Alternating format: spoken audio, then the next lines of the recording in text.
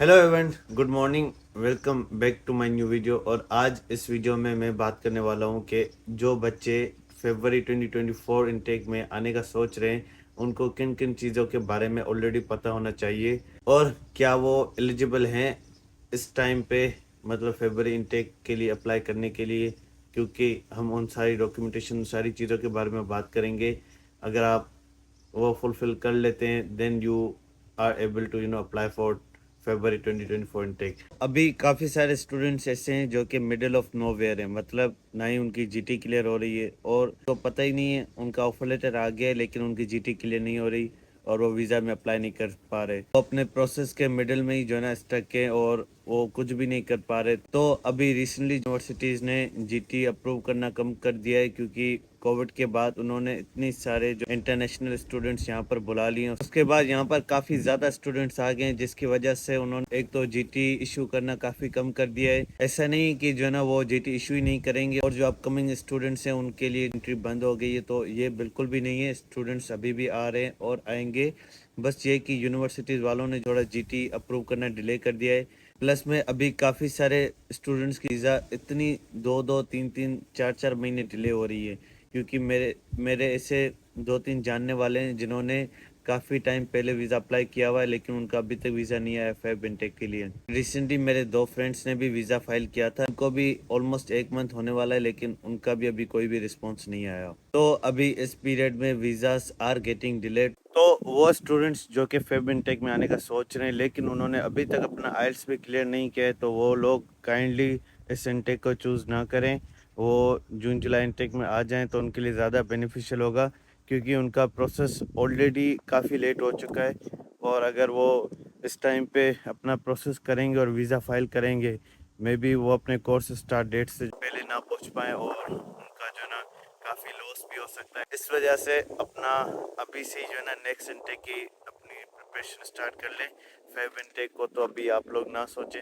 तो this video is for Feb intake 2024 students जो कि मतलब इस इनटेक में आ रहे हैं, तो ये सारी चीज़ें उनके लिए। तो काइंडली आप लोग इस वीडियो को गौर से देखें क्योंकि इस वीडियो में मैं उन सारी चीज़ों के बारे में बात करूंगा जो कि आप लोगों को पता होनी चाहिए। तो सबसे पहली मेन चीज़ वो ये है कि अगर आप अपना जो कोर्स सिलेक्शन कर रहे हैं वो काइंडली अपने अकॉर्डिंगली सिलेक्ट करके हैं जिस फील्ड में आपको इंटरेस्ट है। कंसल्टेंट के कहने पे आप अपना कोर्स चूज़ ना करें, जो कोर्स आपको चाहिए वो ही आप लेकर आएँ यहाँ पर। सेकेंडली, जिस लोकेशन में आपको स्टडी करना है अपना कोर्स, जैसे कि कुछ स्टूडेंट्स को जो है ना मेट्रोपॉलिटन सिटीज़ में अपनी स्टडीज़ करनी होती हैं ताकि वो अपना एक्सपोजर ले सकें। और मेट्रोपॉलिटन सिटीज़ में आपको जॉब के काफ़ी ज़्यादा जो है ना अपॉर्चुनिटीज़ मिलती हैं, अनलाइक इन रीजनल एरियाज़ जहाँ पर से पीआर इजी होती है। वो सब आप लोगों के ऊपर डिपेंड करता है आप लोगों को कौन से एरिया में जाना है, कौन सी जगह में जाना है। तो वो सब आप पे डिपेंड करता है कि आप लोग को किस एरिया में स्टडी करना है। तो इस पे आप लोग को ऑलरेडी वर्किंग करनी होगी कि आप लोग को कहाँ जाना है। तो आपको अपनी लोकेशन आपके अकॉर्डिंगली चूज़ करनी होगी। तो मेन चीज़ है आपको कहाँ पे अपना कोर्स स्टडी करना है और कौन सा कोर्स आपको स्टडी करना है। जब ये चीज़ आप लोग फिगर आउट कर लें then you can apply for your offer letter. इस मूवमेंट पे तो आप लोगों का ऑफर लेटर भी आ गया होगा और many of you will be waiting for your visas as well. तो ये बस मेरी एक सजेशन थी जो मैं आपको कहना चाहता था। उसके बाद जो डॉक्यूमेंटेशन आप लोग प्रिपेयर करते हैं कोशिश करें कि उनमें आप कोई भी फिशिंग डॉक्यूमेंट्स ना डालें। जो भी डॉक्यूमेंट्स आप लोग उसमें डाल लें सारे ओरिजिनल होने चाहिए, 100% एक्यूरेट होने चाहिए। क्योंकि अभी रिसेंटली एक केस हुआ था यहाँ पर पर्थ में जिसमें एक स्टूडेंट ने अपनी बैंक स्टेटमेंट फेक बना के अपलोड की थी। उसमें वो यहाँ भी पहुँच गया, उसका वीज़ा भी आ गया था, यहाँ भी पहुँच गया। और 2 से 3 महीनों के बाद जब एम्बेसी वालों को पता चला, एम्बेसी वालों ने उसे डिपोर्ट कर दिया यहाँ से। तो ये चीज़ें भी यहाँ पर काफ़ी होती हैं, तो आप इस चीज़ का भी ख्याल कीजिएगा कि जो डॉक्यूमेंटेशन आप प्रिपेयर कर रहे हैं वो 100% ओरिजिनल होने चाहिए। जब आप लोग के डॉक्यूमेंटेशन वगैरह प्रिपेयर हो जाते हैं then you are most likely to apply for your visa. मैंने ऐसे काफ़ी सारे केस देखे हैं जिसमें से उनकी जो है एजेंट्स ही उनकी जो है वीज़ा फाइल कर लेते हैं। तो आप कोशिश करें कि वीज़ा आप अपनी खुद फाइल करें, भले एजेंट के साथ करें लेकिन आप अपनी वीज़ा मतलब खुद फाइल करें। आपको ए टू जी नॉलेज होनी चाहिए कैसे वीज़ा फाइल होती है और क्या क्या चीज़ें आपके एजेंट ने डाली हैं उसमें। तो उन सब चीज़ों का आपको ऑलरेडी पता होना चाहिए।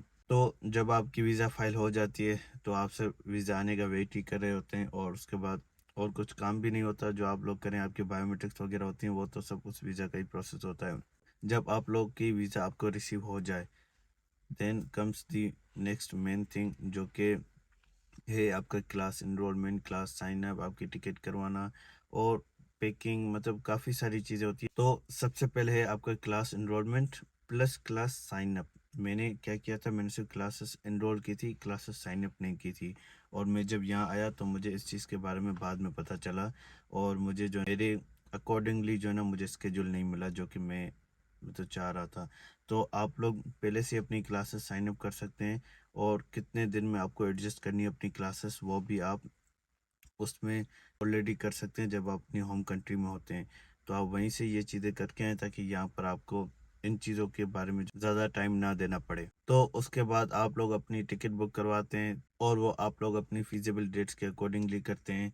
Then comes the packing portion, जिसमें आप लोग को मतलब क्या क्या चीज़ें लेके आनी चाहिए, क्या क्या चीज़ें नहीं लेके आनी चाहिए, वो मैंने ऑलरेडी एक वीडियो बनाई हुई है उस पर, तो उसकी मैं लिंक डिस्क्रिप्शन में डाल दूँगा, आप वहाँ से भी चेक कर सकते हैं कि आप लोगों को क्या क्या चीज़ें लेके आनी चाहिए। तो वो भी हो जाएगा आपका। Then you are all set to come to Australia. बस आपको ख्याल ये रखना है कि मतलब जैसे मैं एशियन कंट्रीज़ की अगर मैं बात करूँ, तो एशियन कंट्रीज़ का वेदर और यहाँ का वेदर बिल्कुल अपोजिट है।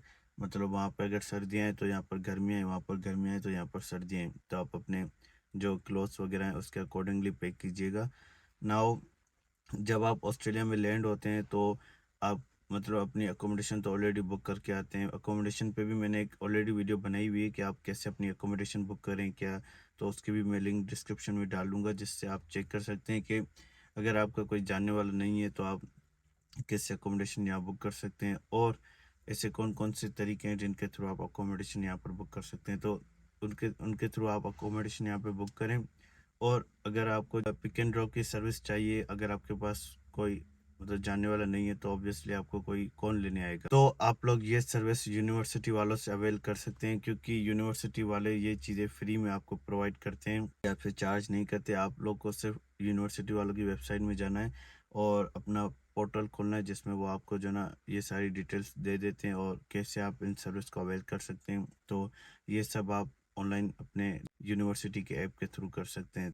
तो ये सारी चीज़ें थी जो स्टूडेंट्स जो फेब इनटेक में आ रहे हैं उनको पता होनी चाहिए ऑलरेडी, ताकि उनके प्रोसेस में जो है ना कुछ डिले वगैरह ना आए। और जो स्टूडेंट्स फेब इनटेक में आ रहे हैं उनके लिए इमिग्रेशन एक्सपीरियंस के बारे में भी उनको पता होना चाहिए कि इमिग्रेशन में कौन कौन से क्वेश्चंस वगैरह पूछते हैं, और इमिग्रेशन एक्सपीरियंस होता है कैसे, क्या चीज़ है। तो मैंने उस पर भी ऑलरेडी एक वीडियो बनाई हुई है। तो आप मेरा पूरा एक्सपीरियंस एज अ मतलब ऑफर लेटर से लेकर मैं यहाँ कैसे है वो सारा मैंने जो है ना अपने चैनल में डिस्कस किया हुआ है। तो आप लोग उन सारी वीडियोस को देखकर भी अपनी जो जर्नी है वो स्मूथ और इजी बना सकते हैं, क्योंकि वो सारी चीज़ें मैंने ऑलरेडी एक्सपीरियंस की हुई हैं और मैंने डिस्कस भी की हुई है मेरे चैनल में।